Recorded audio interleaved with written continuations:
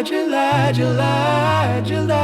in a nutshell. Agile from the team lead's perspective. Let's talk about agile product development from the perspective of the team lead.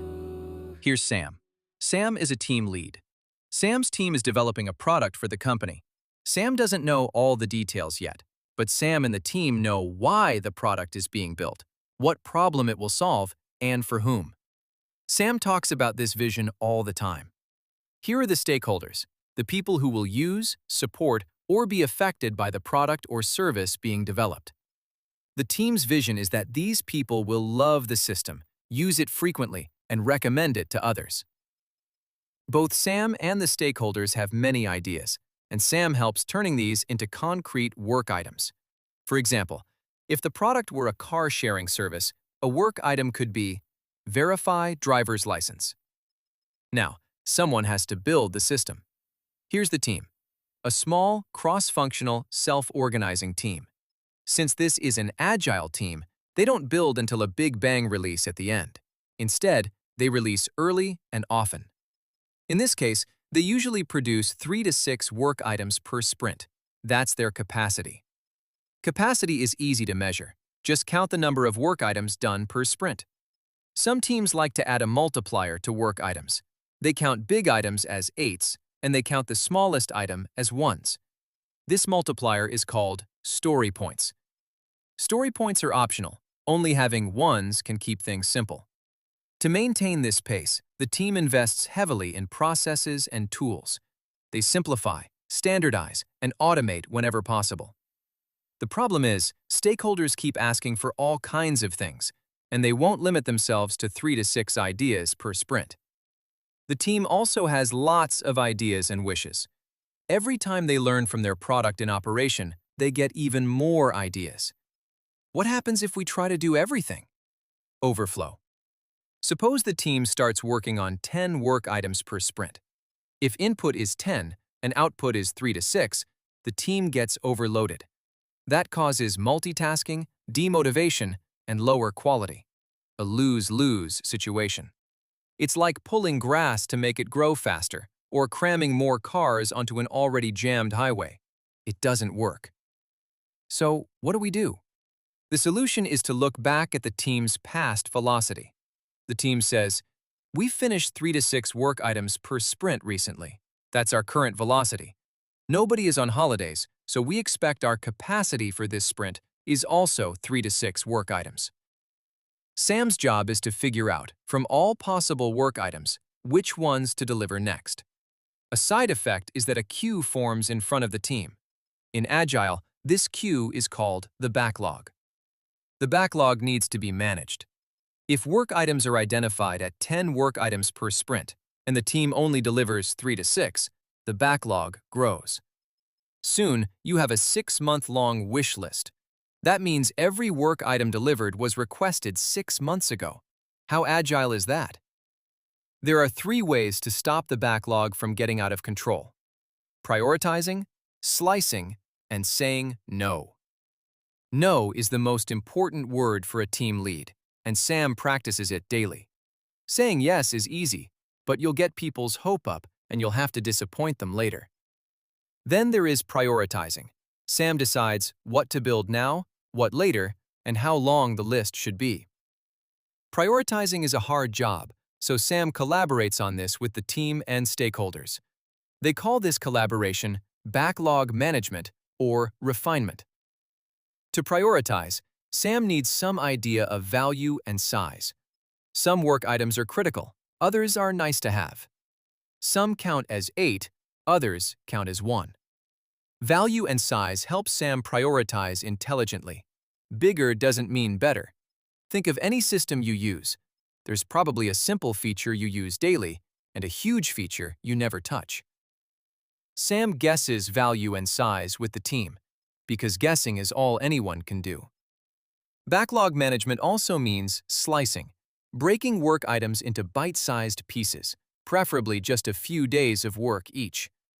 We want a funnel shape: small, clear items at the front, vague ones at the back.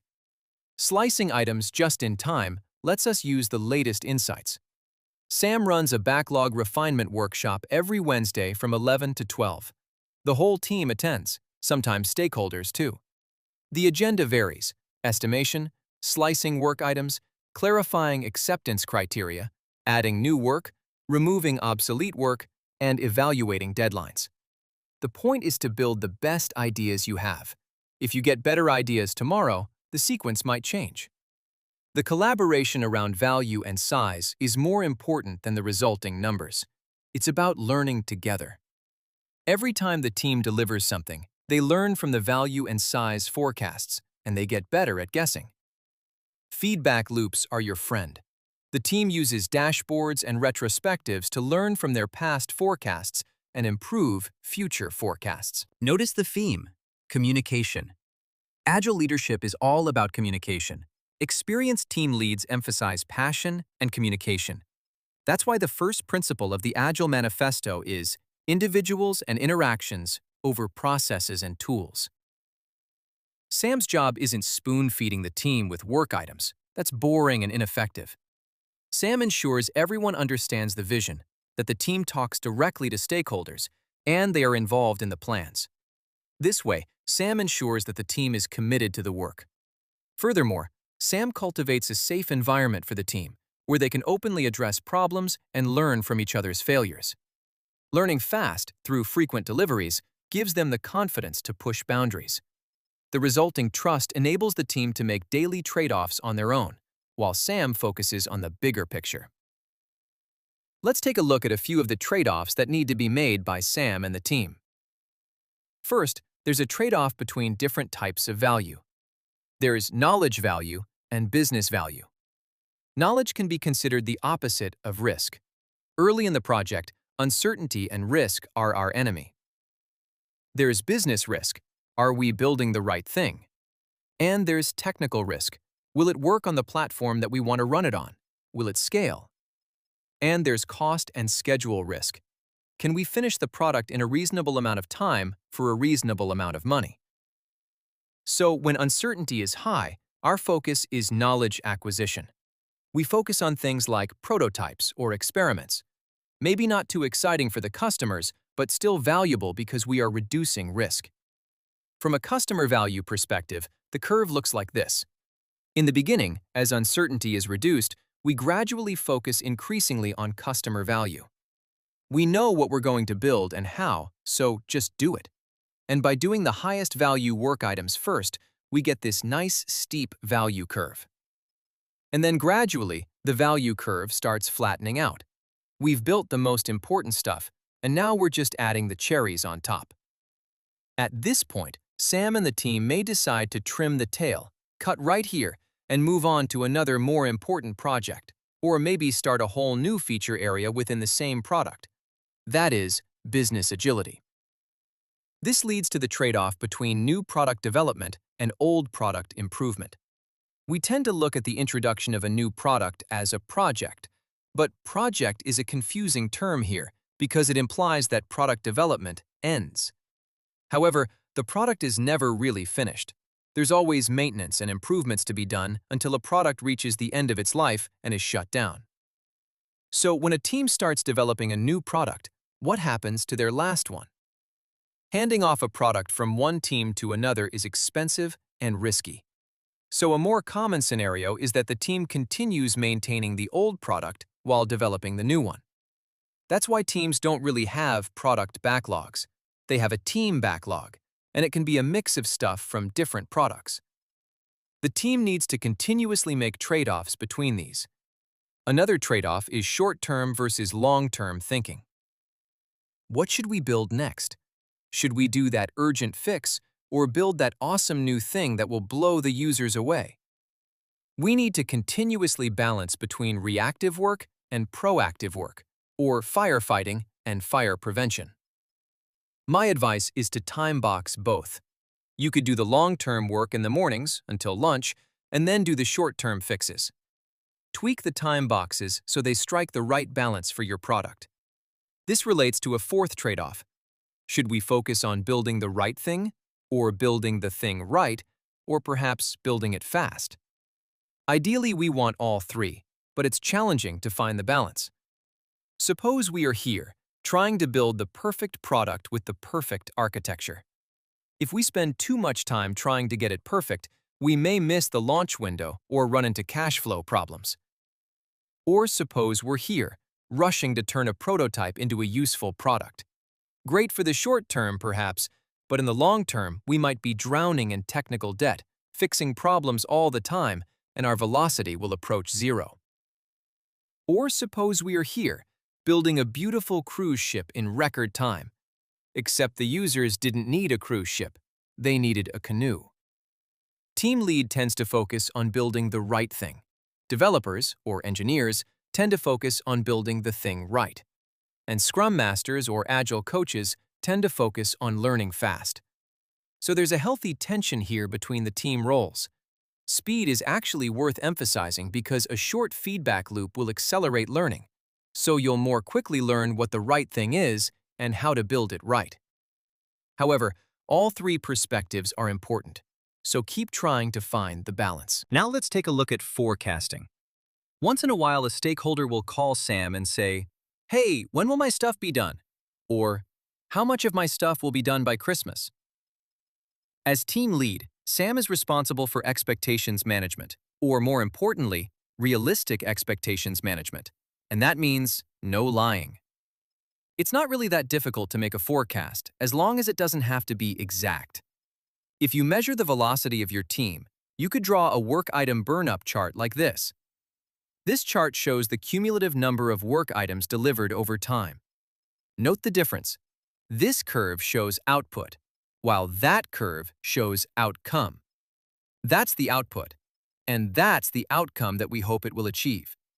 Our goal is not to produce as much output as possible. Our goal is to reach the desired outcome, happy stakeholders, using the least possible output. Less is more. Now look at the burn-up chart, and you can draw an optimistic and pessimistic trend line. You can just draw it visually. The gap between these lines is, of course, related to how wavy and unpredictable your velocity is. Luckily, that tends to stabilize over time. Okay, so back to expectations management. Suppose the stakeholders ask Sam, "When will all of this stuff be done?" That's a fixed scope, variable time question. So Sam uses the two trend lines to answer, most likely sometime between Sprint 6 and Sprint 8. Suppose stakeholders ask Sam, "How much will be done by Sprint 5?" That's a fixed time, variable scope question. The trend lines tell us that we'll most likely finish all of these by Sprint 5, some of those, and none of those. And finally, suppose stakeholders say, "Can we get these features by Sprint 5?" Now that's a fixed time, fixed scope question. Looking at the trend lines, Sam says, "Nope, sorry, ain't gonna happen." Followed by, "Here's how much we can get done by Sprint 5, and the rest is probably done by Sprint 7. It's generally better to reduce scope than to extend time, because if we reduce scope first, we still have the option to extend the time later and then add the rest of the work items. Sam puts it this way. We could deliver something here and the rest later, or we could deliver nothing here and the rest later. What are the priorities? The calculations are pretty simple to do, so Sam updates a forecast every week. The important thing here is that we are using real data to make the forecast, and that we've been honest about uncertainty. Now, a word of warning. If the team is accumulating technical debt, or if they're not investing in simplifying their processes, then they will get slower and slower over time, and the work item burn-up curve will gradually flatten out. That makes forecasting almost impossible for Sam. So Sam avoids pressuring them into taking shortcuts and inspires the team to be responsible for maintaining a sustainable pace. Okay, what if we have a larger project with multiple teams? And what if we have several team leads, each with their own backlog for a different part of the product? Overall, the model is really the same. We still need capacity management. We still need stakeholder communication. We still need team leads who can say no. We still need backlog refinement. And we still need a short feedback loop. Velocity is really the sum of all output, so the combined output can be used for forecasting.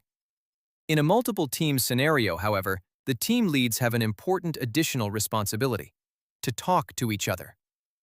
We should organize teams and backlogs to minimize dependencies, but there will always be some dependencies that we just can't get rid of. So there needs to be some kind of sync between team leads so they build things in a sensible order and avoid sub-optimizing. In large projects, this usually calls for some kind of chief team lead role or product manager to keep the team leads synchronized. Okay, that's it. I hope this was useful to you. Agile, agile, agile, agile, agile, agile in a nutshell.